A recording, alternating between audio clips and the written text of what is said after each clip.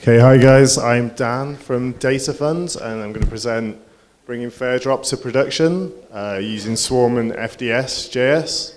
So for those of you that don't know already, Fairdrop is a dapp that we've built using Swarm and Ethereum blockchain.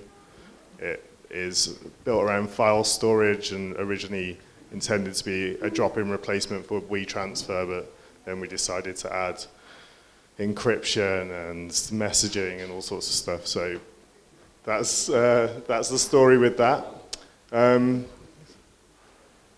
You can access that Fairdrop XYZ, and it's working at the moment. There's also an Easter egg here. If you go to About Fair Data Society and click 11 times, the file size, maximum file size gets upgraded. So you guys can check that out. So I'm gonna just set off a new account to be made. No sharing.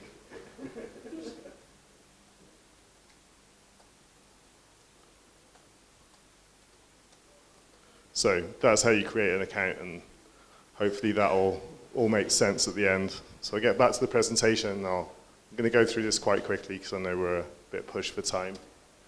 So Fairdrop, what we set out to do was make an app that's indistinguishable from a Web2 app to end users. So nobody needs to know anything about blockchain. It just works for people.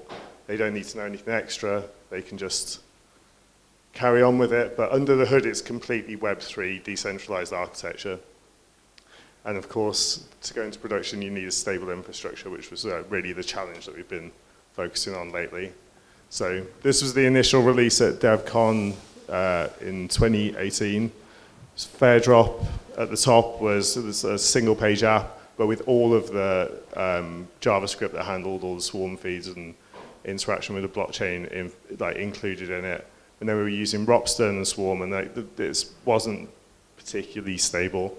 So we started to look a bit more about how we were going to integrate with Web 2. One of the main challenges we found is that we need to have TLS everywhere and DNS root domains. If people aren't used to dealing with going through gateways, and there's maybe some security issues. So we've been focusing on kind of how to resolve those to make it seem to the end user like it's just like a normal website. We also wanted to work cross-browser, so no plugins, and on mobile too. So we came up with this, and there's two major changes here. One is that we've split the JavaScript application layer into two sections. One's fds.js, which I'm going to talk about in a little bit, and the other one's now quite a thin React app layer. So it's just something that normal developers would be used to, but using fds.js instead of normal server architecture. At the other end, you've got this FDS node layer, and we've released our own public test net, which you're welcome to use. It's got an insanely ambitious block time of 1 second, so it might get reset at some point. But then, obviously, we've got Nordunk and Swarm, then fed through FDS node, which is Docker Compose projects consisting of a Geth gateway, a Swarm gateway, that's exposed to specific gateway URLs. So we proxy pass from like your HTTPS, yoursite.com through to a specific Swarm URL that we've uploaded, like for example, a Swarm feed that you then update with the website content. And then we've made it so it's a one-line deployment to a VPS, so it's pretty accessible for the end user developers. You don't need to know anything about blockchains to do this. And then there's also a script which automatically provisions the HTTPS certificates from Let's Encrypt, which is really important because now if you go to like a page without HTTPS, it says not secure at the top, and like this is not the message we want to be giving out, right? So the overall kind of aim with this was to make it super easy for app developers to deploy a site using Swarm and blockchain architecture, but exposed to existing Web 2. And actually, I forgot to do this, but I realized that it was a great metaphor to think about this as a dongle. Like, we're trying to kind of like plug in old tech into new tech. And so that's what we've tried to do with this project. And after much blood, sweat, and tears, we now do have a project with 100% uptime for quite some time, so that's good. So I'll move now on to fds.js, which is a project that we pulled out of the initial Fairdrop proof of concept to kind of make it available to other people. So the idea is to make it easier, cheaper, and better to build and deploy apps using Swarm and blockchain than it is using existing Web2 technology. Now, it's no mean feat to kind of deploy apps at the moment. You have to have like a server architecture, and then you have your single page app. Those have to talk to each other. You have to build like an authorization layer. And it's not easy. It's difficult. And it's not that great either. It's kind of put together with rubber bands and sellotape. What we wanted to do is make something that's really coherent and like leverages this great new tech that's being built, because it is better. It's like built with trust baked in from the bottom layer. So that's what we've tried to do with fds.js. And this is the sort of API that we're aiming for. We just wanted to keep it simple. So it's literally you instantiate the object, create an account, and then send a file that's a JavaScript file object, which you can get out of like file import or whatever. And for that, you get an ENS subdomain registered. You've got public-private key encryption scheme with the public key saved on the ENS register, so you've got identity as well. End-to-end encrypted file transfer. Offline messaging, you don't need to be online to get the message. Wallet management, bulk data storage over Swarm, also encrypted. And these are all different components we use to do it. I kind of probably imagine this. Smart contracts, ENS, and then the whole Swarm suite. So the outcome of this is now we've got, from that initial Fairdrop app, we pulled it out into FDS, and now we've got another sort of like playground demo app that today has done some amazing stuff with in a relatively short amount of time, even though it is a pinball wizard. I think many others could follow suit. And then you'll see tomorrow that we're planning to integrate it into Swarm City as well to provide them with their infrastructure functionalities. So this is just from the README on the GitHub repo, which is at github.com/Fair Data Society. Again, it just gives you an idea of the sort of stuff that's in the API. And then what's next for FDS is some form of decentralized push notifications, some way to do user acquisition and analytics that's ethical and subscribes to the Fair Data Society principles. Data persistence and management, as Anton mentioned, it's on the cards, and it's something we really need because at the moment we're just accumulating a lot of data that we don't really know what is. And very large file sizes. You'll hear from Zahor, who's also on Data Fund, later on about that. Right, okay. So this is the bit where I either do this is where I do a live demo, or try to. So the account that I've created earlier, this Swarm 2019, what I'm going to do is going to try and make a React app that integrates with this. So fortunately, I've already done most of the hard work here. And this is just a really like tiny create React app project. It's got drop zone, and it's just, all it does is when you drop the file, it fires this callback, and that's the JavaScript file object there. So I've got some bits of FDS code that I've prepared earlier. And I don't know how well you guys can see this, but the first line just creates a random number. The second line creates an account that's got like a throwaway ID. So that's normally where the sort of subdomain would go. No password for this one, but it is password encrypted and stored into local storage. The wallet file, and then we're going to send it to my new address, Swarm 2019.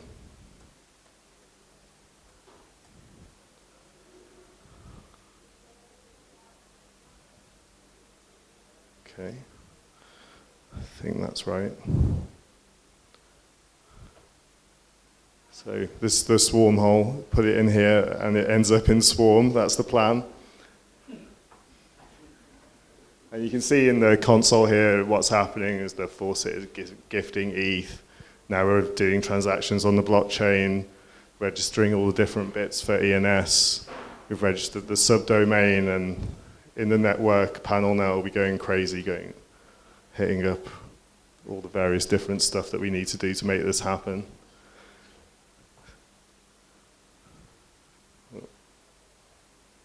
Sent, okay, looks like we might have some success.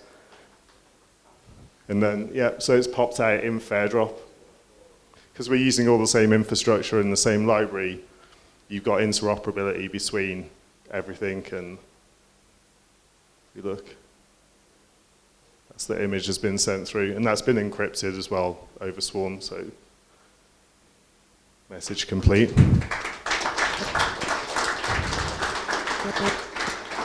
And then actually, if we go back, so this is Chatty. This is our chat app that today has put together using fds.js. He's implemented group messaging, phishing, all kinds of stuff. He may or may not be on the other end of it now.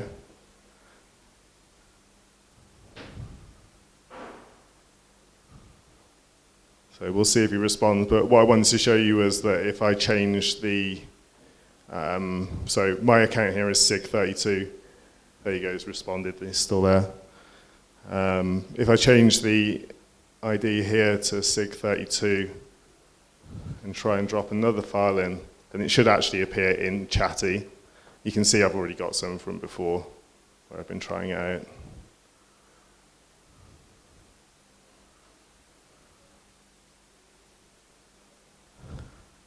I'll let that do while we kind of carry on. So that's that. And then that just brings me on finally as a transition to today's talk. He's going to talk about multi-box. And essentially what multi-box does is, here we've got a message that's arrived in the Fairdrop received pile, but it's been sent from Swarmhole, and this actually sort of presents a problem because in Chatty you end up with a bunch of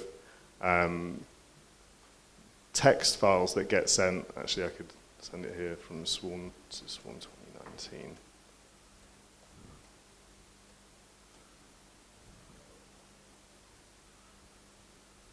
So again, it takes a little while to register the connections and stuff, and it gets much faster as you go through. Okay, so you can see we've got this text file's arrived here. Now, see, it's high from before. So the idea with multi-box is that we now provide a way to have this interoperability, but in a way that we can have different protocols and different expected locations per account. So essentially, you can receive Chatty messages in Fairdrop and vice versa. So I'll just go back to the slides. So multi-box, the headlines here are that it provides interoperability between apps, not just running on fds.js, like we're completely open to any kind of infrastructure. It's a collaborative key value store on the blockchain. It's a very simplistic way of explaining it.